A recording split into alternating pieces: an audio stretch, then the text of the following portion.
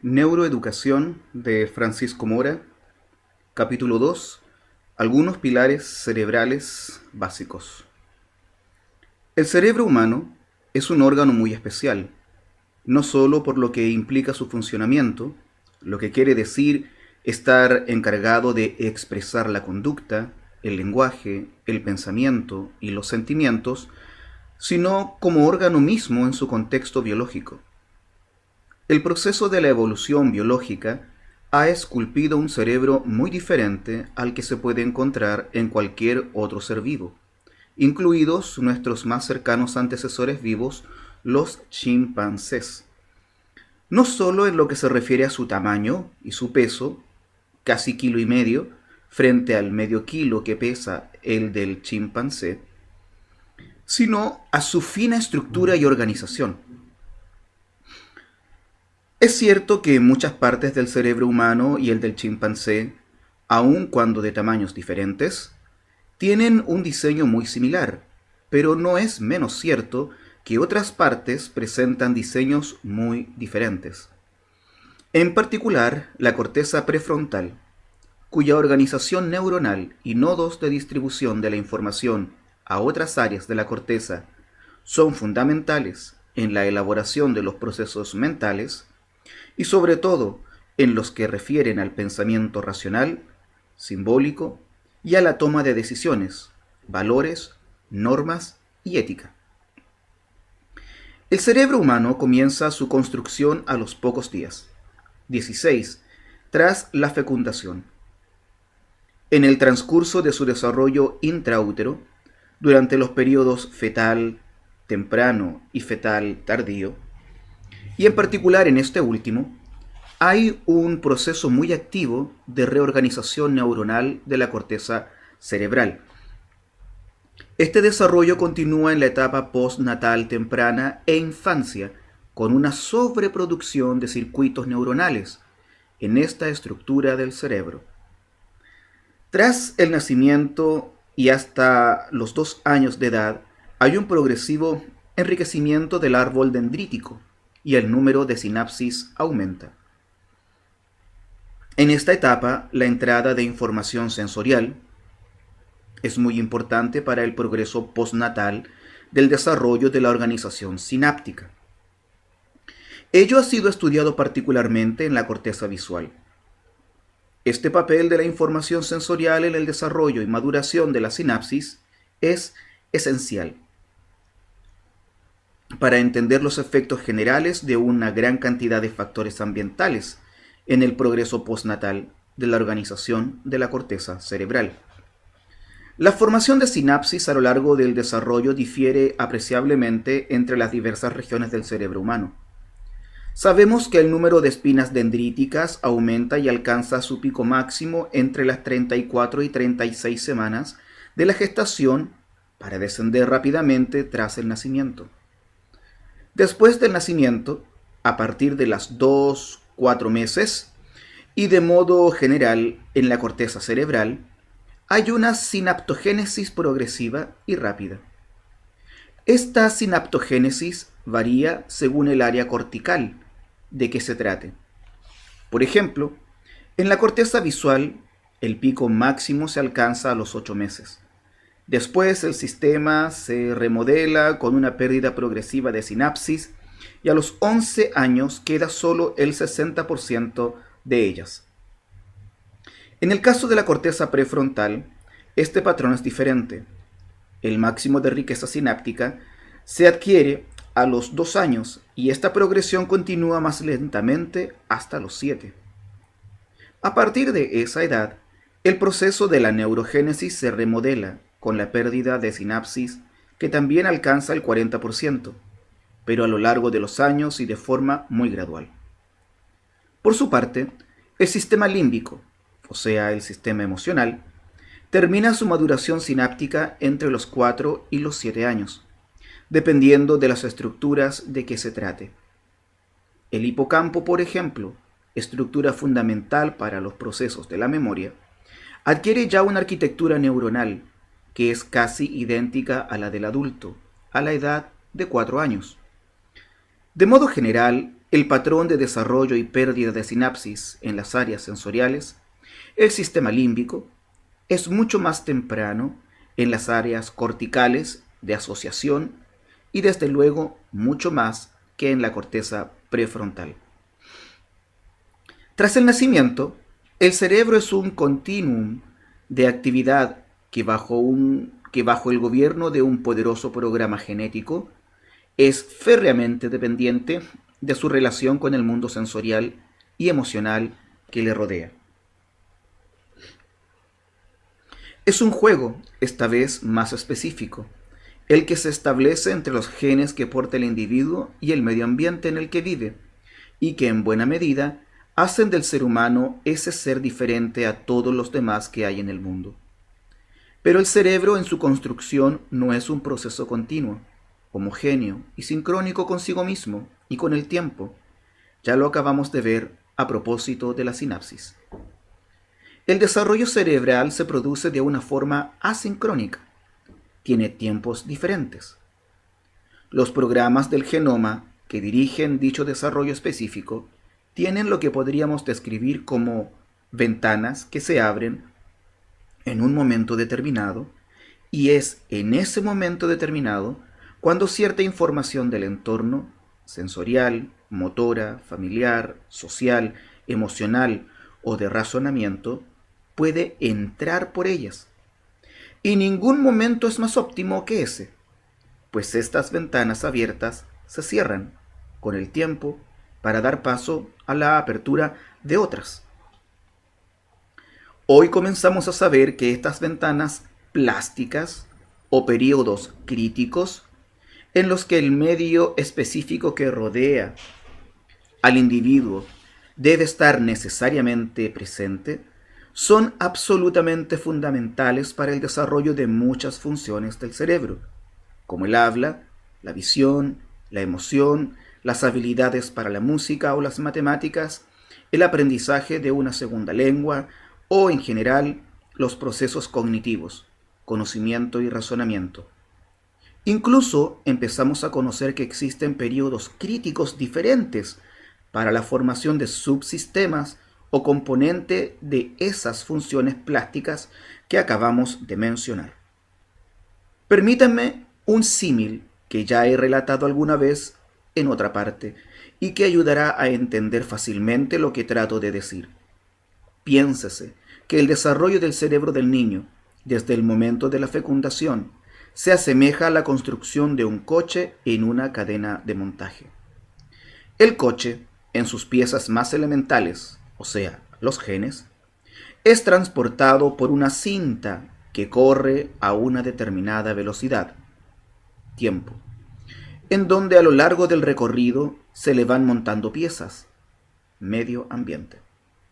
El tiempo de este recorrido varía en función de determinadas condiciones, como pueden ser el número de piezas que se requiere montar en cada período del recorrido o la dificultad de su montaje, período prenatal, período perinatal, primera infancia, infancia media e infancia mayor, pubertad, adolescencia, jóvenes adultos, adultos y senescencia. La estructura básica del coche puede ya traer defectos que luego repercutirán en su funcionamiento, o sea, mutaciones genéticas que predisponen a ciertas patologías, por ejemplo. O puede que en un inicio genético sin ninguna anomalía aparezca un defecto debido a que no se hayan puesto las piezas adecuadas en el momento en el que el coche pasaba por delante del montador, o sea, en el medio ambiente. El concepto de ventana plástica refiere, siguiendo con el mismo símil, a que mientras el coche corre por la cadena de montaje y llevando programados genéticamente sus propios cambios intrínsecos, se requieren periodos en los que se ajusten las piezas que vienen del medio ambiente.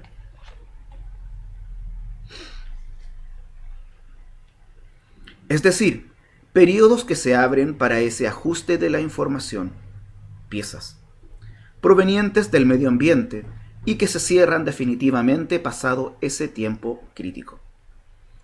El caso de ventana plástica más claro y definitivo en el mundo biológico es el descrito por Konrad Lorenz en las aves y que se conoce como imprinting. Casi todo el mundo conoce el hecho de que las aves, tras salir del cascarón, siguen al primer objeto que se mueve delante de ellas, y este es generalmente la madre. Puede durar solo unas horas. Pasado ese tiempo, se pierde.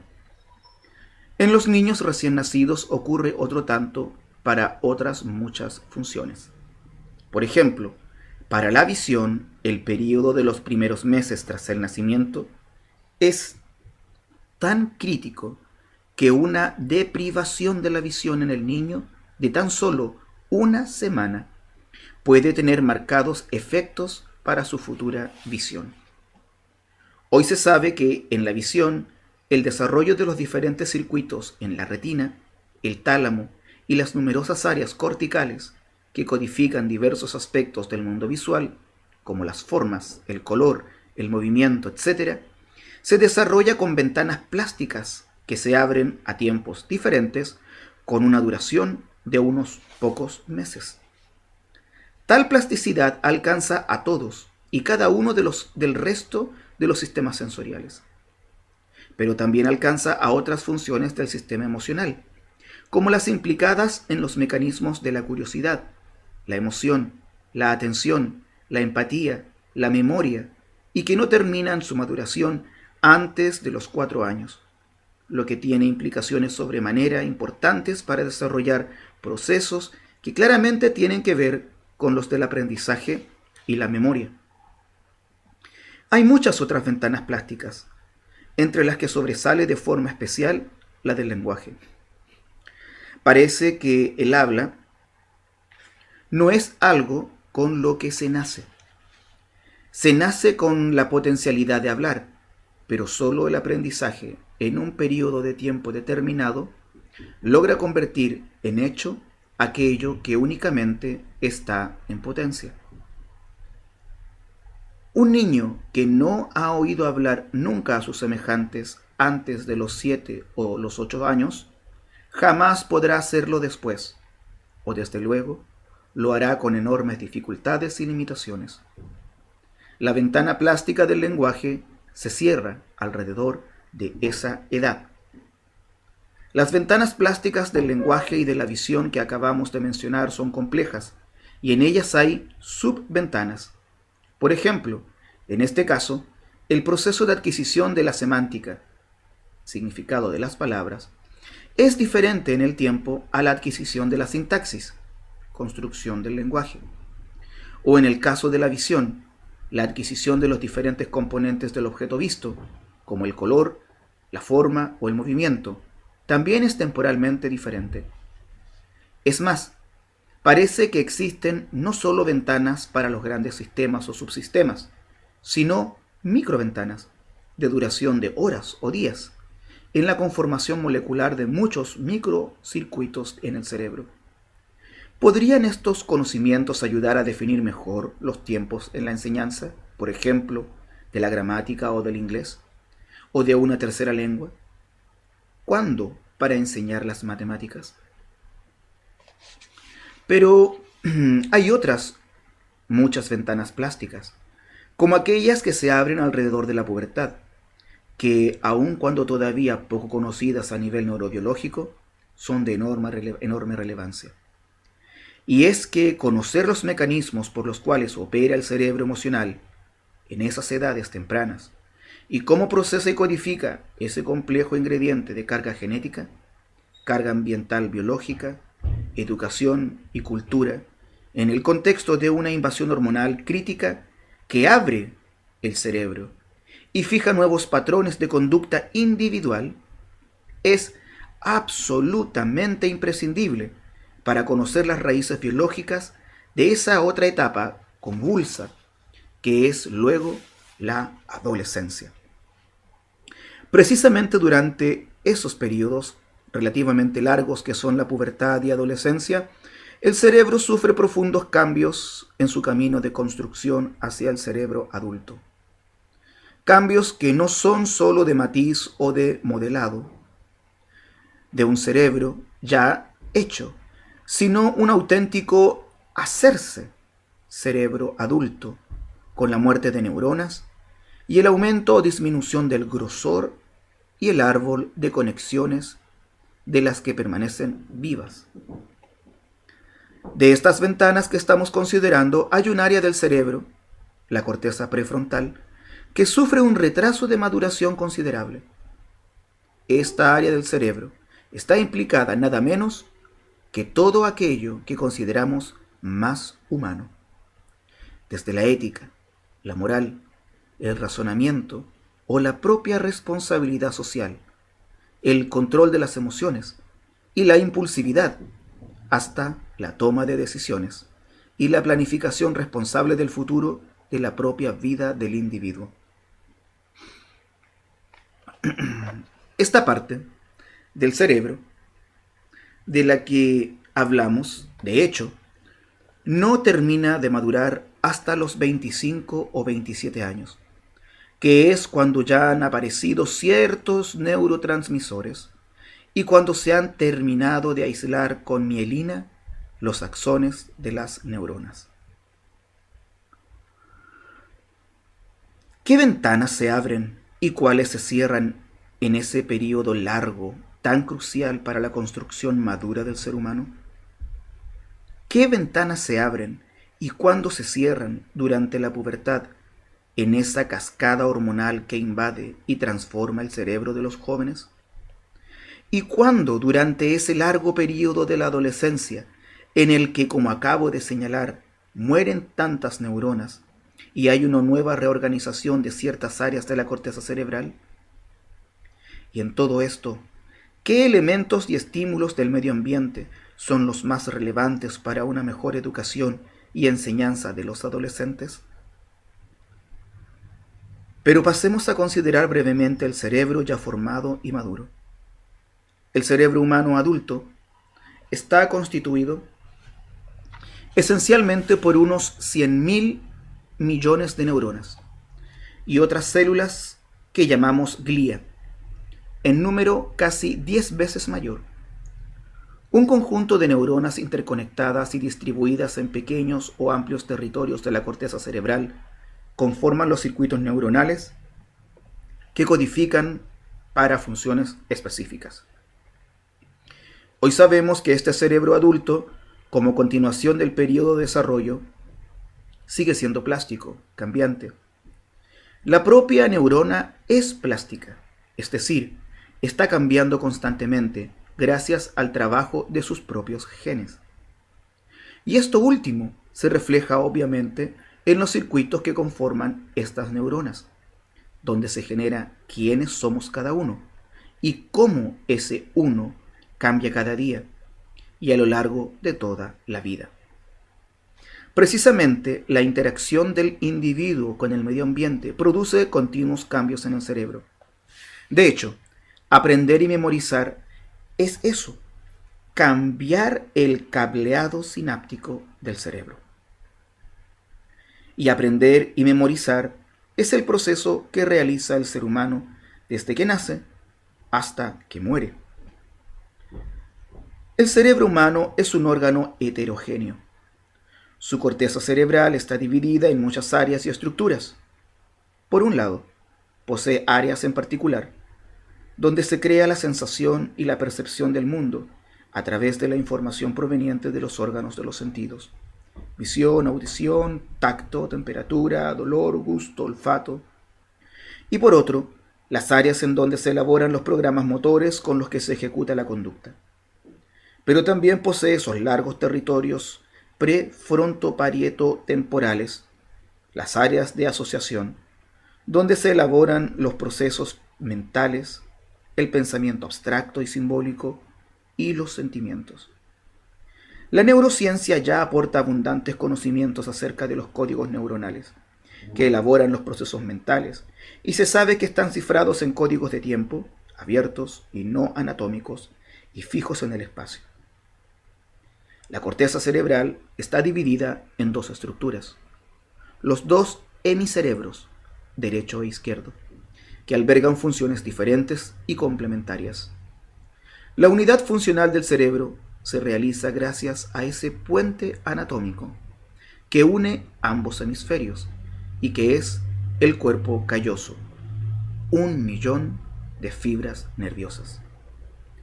Cuando se analizan las funciones de ambos hemisferios cerebrales por separado, se comprueba que el hemisferio derecho es fundamentalmente un cerebro holístico, global, que realiza asociaciones de tiempos, acontecimientos y espacios, lugares, muy distantes de modo constante.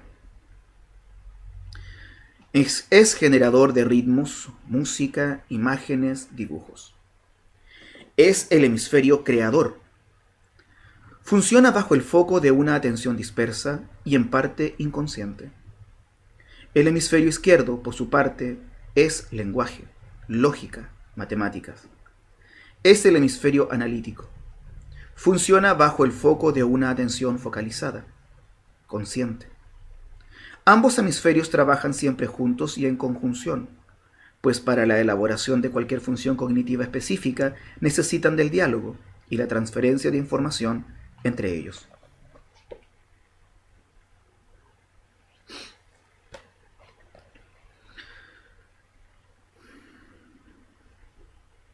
Entre ambos hemisferios hay, pues, un intercambio de información continuo y constante. Sacar conocimiento, al menos rudimentario, de cómo se elaboran los procesos mentales y el pensamiento, el lenguaje y las matemáticas, los sustratos de las asociaciones de eventos en el tiempo y la memoria, y cómo finalmente se crea conciencia y conocimiento, es fundamental para captar la esencia del mensaje neuroeducativo.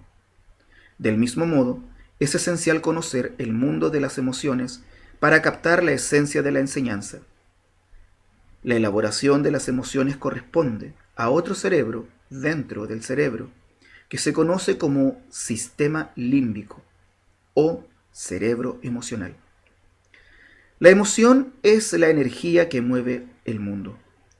Su importancia principal radica en que lo que se ve, se oye, se toca, se paladea o se huele, tras ser analizado sin significado emocional alguno por las correspondientes áreas sensoriales específicas de la corteza cerebral, pasa por el filtro del sistema emocional, y es allí donde a esas percepciones sensoriales ya creadas se las acuña con la etiqueta de bueno o malo, atractivo o rechazable, interesante o soso. Y es después cuando esa información, ya coloreada con ese significado emocional, pasa a las áreas de asociación de la corteza cerebral, donde se construyen los procesos mentales de razón y pensamiento y se elaboran las funciones ejecutivas complejas. Y también pasa al hipocampo, donde se registra la traza mnemónica de memoria de lo percibido y aprendido. En otras palabras, los abstractos o ideas con las que trabajan las cortezas de asociación para crear el pensamiento ya están impregnadas de emoción. En particular, parecen fundamentales los circuitos neuronales de una estructura del sistema límbico, la amígdala, que viene conectada a casi todas las áreas del cerebro.